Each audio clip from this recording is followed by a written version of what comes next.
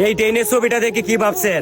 এটা ওই দাদা বাবুদের ট্রেন, যেই দাদা বাবুরা বর্ডারের সীমান্তে আমাদের বাংলাদেশের নিরহ কৃষকদেরকে গুলি করে নির্মমভাবে হত্যা করে সামান্য তিস্তার পানির ন্যায্য হিসাবটুকু দিতে পারে না। আর আমরা বাঙালি তাদেরকে স্বাধীন রাষ্ট্রের বুক চিরে রেল লাইন দিয়ে দিয়েছি। দেখা যাবে কয়েকদিন পরে তারা নিজেরাই নিজেদের ট্রেনের উপর ডিল ছুঁড়ে মারবে, আর মিডিয়াতে এসে বলবে আমাদের ট্রেনের নিরাপত্তা দরকার, আর নিরাপত্তার জন্য আমরা সেনাবাহিনী নিযুক্ত করব। আর এভাবে আস্তে আস্তে শুরু হয়ে যাবে দখলদারিত্ব, আর দেশ হয়ে যাবে ওই দাদা বাবুদের অঙ্গরাজ্য। আসলে দেশটাতে দালালে ভরে গেছে। যদি ভয় না পাও তাহলে রুখে দাঁড়াও, দেশকে বাঁচাও, ভারতকে খেদাও।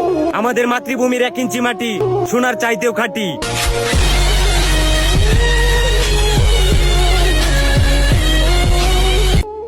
যেই দেশে ধর্ষকের পক্ষে উকিল পাওয়া যায় ওই দেশে পয়রা লেখা জজ হয়ে কোনো লাভ নেই।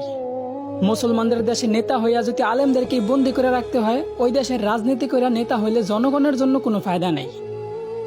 95% মুসলমানের দেশে যদি মুসলমানদের কষ্টগুলাই তুলে ধরা না যায়, ওই দেশে নামি দামি সাংবাদিক হইয়াও কোনো লাভ নেই।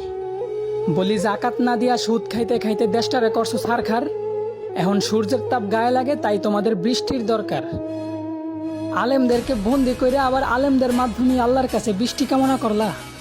বিষয়টা এমন হইল না যে কোনো এক ফল গাছের গোড়া কাটা ফেলাইয়া সেই গাছ থেকেই আবার ফলের আশা করলা।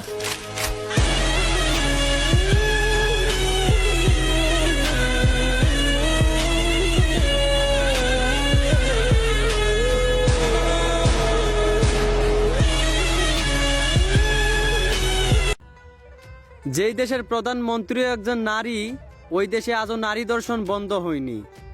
যেই দেশে হিন্দুর চেয়ে মুসলমানের সংখ্যা বেশি, ওই দেশে পর্দাশীল চেয়ে বেপর্দা নারী বেশি। এই সমাজে মানুষ আপন মা বাবাকে বৃদ্ধ আশ্রমে রেখে আসে, আবার তারা এই সমাজে মাথা উচ্চ করে নিজেকে উচ্চ শিক্ষিত দাবি করে।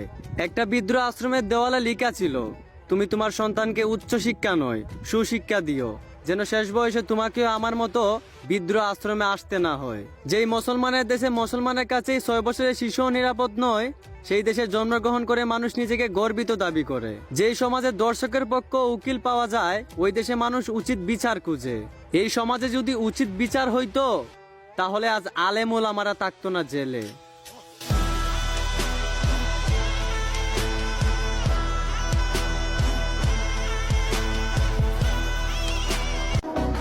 রাগ না হলে একটা কথা বলতাম, আল্লাহ তাআলার 1000 প্রেমিককে আমার কমেন্ট বক্সে দেখতে চাই।